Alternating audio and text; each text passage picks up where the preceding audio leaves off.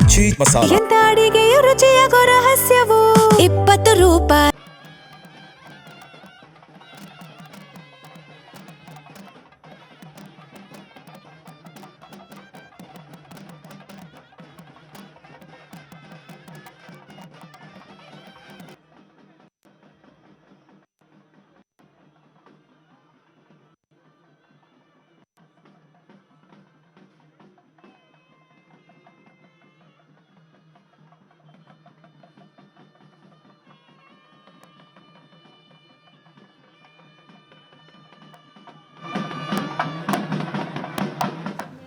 ಚೆನ್ನಮ್ಮನವರ ಅಂತಿಮ ಯಾತ್ರೆ ಆರಂಭವಾಗಿದೆ ನೋಡಿ. ಜನ ರೀ ಇಲ್ಲಿ ಫ್ಲೈಓವರ್ ಮೇಲೆ ನಿಂತ್ಕೊಂಡು ನೋಡ್ತಿದ್ದಾರೆ, ರೈಲ್ವೆ ಸ್ಟೇಷನ್ನಲ್ಲಿ ನಿಂತ್ಕೊಂಡು ನೋಡ್ತಿದ್ದಾರೆ.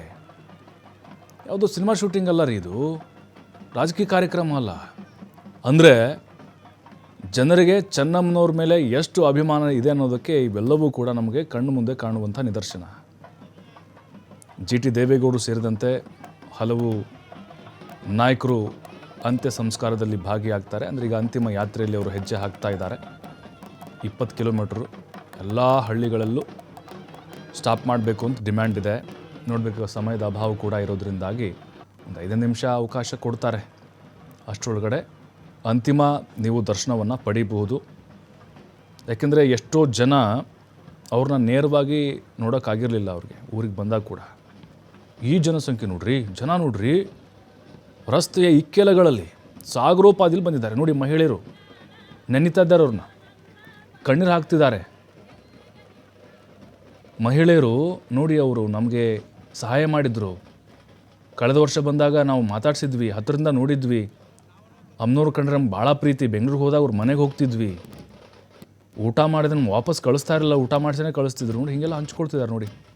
ಬ್ಯಾರಿಕೇಡ್ ಹಾಕಿ ಪೊಲೀಸ್ ಬಂದೋಬಸ್ತ್ನಲ್ಲಿ ಸಾರ್ವಜನಿಕರಿಗೆಲ್ಲ ಅವಕಾಶ ಮಾಡಿಕೊಡ್ತಿದ್ದಾರೆ. ಅಲ್ಲಿ ಫ್ಲೈಓವರ್ ಮೇಲೆ ನೋಡ್ತಾ ಇದ್ದೀವಿ ನೋಡಿ, ಜನ ಅಯ್ಯೋ ಸಾಗರೋಪಾದಿಯಲ್ಲಿ ಕಿಲೋಮೀಟರ್ ಗಟ್ಟಲೆ ಜನ ಇದ್ದಾರೆ. ಚೆನ್ನಮ್ಮನವ್ರು ನೋಡ್ಲಿಕ್ಕೆ ಬಂದಿರೋದು. ಅಂತಿಮ ಯಾತ್ರೆಯಲ್ಲಿ ನಾವು ಕೂಡ ಪಾಲ್ದಾರಾಗಬೇಕು ಅಂತ ನೋಡಿ. ಪಲ್ಲಕ್ಕಿ, ಹೂವಿನ ಪಲ್ಲಕ್ಕಿ ಕೂಡ ರೆಡಿ ಇದೆ. ಆ ಪಲ್ಲಕ್ಕಿಯಲ್ಲಿ ತಾಯಿ ಚೆನ್ನಮ್ಮನವ್ರನ್ನ ಕೂರಿಸಲಾಗುತ್ತೆ. ಈಗ ಅಂತಿಮ ಯಾತ್ರೆಯಲ್ಲಿ ಸಾಗರೋಪಾದಿಯಲ್ಲಿ ಜನ ಬಂದು ಕಣ್ಣೀರು ಹಾಕಿ ಅವರನ್ನು ನೆನೆಸ್ತಾ ಇದ್ದಾರೆ, ನೆನೆಸ್ಕೊಳ್ತಾ ಇದ್ದಾರೆ ಮತ್ತು ಪುಷ್ಪ ವೃಷ್ಟಿಯನ್ನು ಸುರಿಸ್ತಾ ಇದ್ದಾರೆ. ಕಣ್ಣೀರ ವಿದಾಯವನ್ನು ಹೇಳ್ತಾ ಇದ್ದಾರೆ. ಅಂಗಡಿ ಮುಂಗಟ್ಟು ಕಂಪ್ಲೀಟಾಗಿ ಬಂದಾಗಿದೆ ನೋಡಿ. ಕೆಲವೊಬ್ಬರು ಊಟನೇ ಮಾಡಿಲ್ಲ, ಮನೆಯಿಂದ ಹಾಗೆ ಬಂದುಬಿಟ್ಟಿದ್ದಾರೆ. ಇಡೀ ಫ್ಯಾಮಿಲಿ ಸಮೇತವಾಗಿ ಬಂದಿದ್ದಾರೆ.